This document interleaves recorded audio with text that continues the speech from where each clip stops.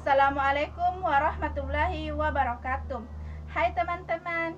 Nah, di sini saya akan menjelaskan mengenai penggunaan media.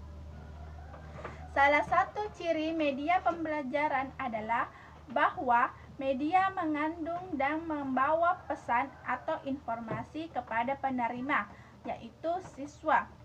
Adapun prinsip-prinsip penggunaan dan pengembangan media pembelajaran yaitu yang pertama, media berbasis manusia. Media berbasis manusia adalah media tertua yang digunakan untuk mengirimkan dan mengkomunikasikan pesan atau informasi. Media ini bermanfaat khususnya bila tujuan kita adalah mengubah sikap atau ingin secara langsung terlibat dengan pemantauan pembelajaran siswa. Media berbasis manusia mengajukan dua teknik yang efektif, yaitu rancangan yang berpusat pada masalah dan bertanya ala Sokrates. Rancangan pembelajaran yang berpusat pada masalah dibangun berdasarkan masalah yang harus dipecahkan oleh pelajar. Meskipun pada hakikatnya pelajaran yang berpusat pada masalah sejalan dengan teknik pertanyaan ala Sokrates, karena pelajaran berpusat pada masalah dimulai dengan mengajukan pertanyaan. Teknik pertanyaan ini dapat digunakan untuk menggugah pikiran siswa dan mendorongnya untuk berpikir. Pertanyaan dapat diajukan bukan hanya dari guru, tetapi juga siswa. Yang terpenting adalah memberikan kesempatan kepada siswa agar pikirannya dapat berkembang melalui penyelidikan kognitif. Nah, yang kedua yaitu media berbasis cetakan. Media pembelajaran berbasis cetakan yang paling umum dikenal adalah buku teks, buku penuntun, jurnal, majalah, dan lembaran lepas. Teks berbasis cetakan menuntut 6 elemen yang harus diperhatikan pada saat merancang, yaitu konsistensi, format, organisasi, daya tarik, ukuran huruf, dan penggunaan spasi kosong. Nah, ada beberapa cara yang digunakan untuk menarik perhatian pada media berbasis teks, yaitu warna, huruf, dan kotak. Warna digunakan sebagai alat penuntun dan penarik perhatian pada informasi penting. Selanjutnya, huruf yang dicetak tebal atau dicetak miring memberikan penekanan pada kata-kata kunci atau judul. Informasi penting juga dapat diberikan tekanan dengan menggunakan kotak. Penggunaan garis bawah sebagai alat penuntun mungkin dihindari karena membuat kata itu sulit untuk dibaca. Nah, yang ketiga yaitu media berbasis visual. Media berbasis visual memegang peran yang sangat penting dalam proses belajar.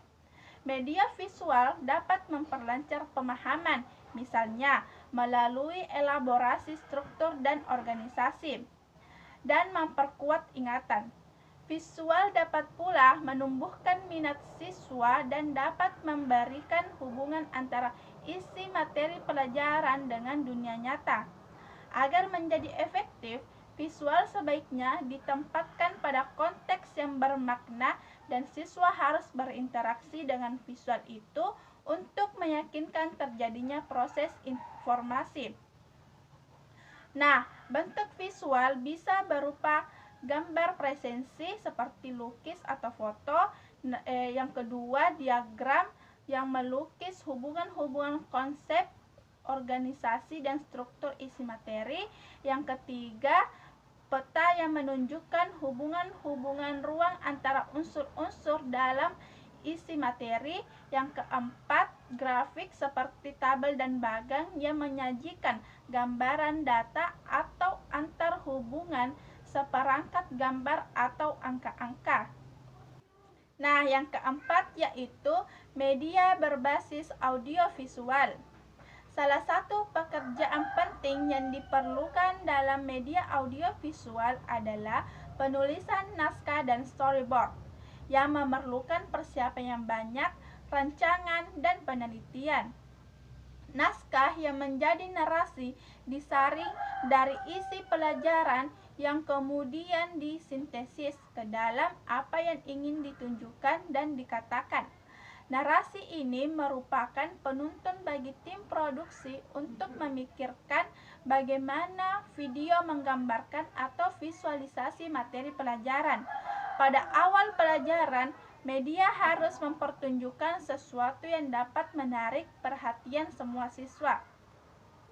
Dan yang kelima yaitu media berbasis komputer. Komputer berperan sebagai pembantu tambahan dalam belajar.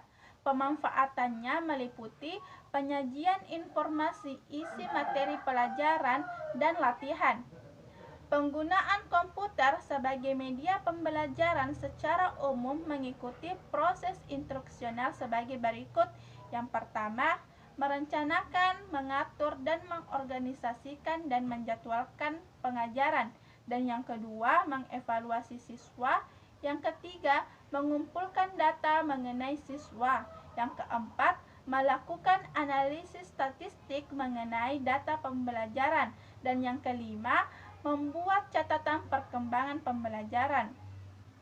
Format penyajian pesan dan informasi dalam komputer assisted instruction terdiri atas tutorial terprogram, tutorial intelijen, drill and practice, dan simulasi.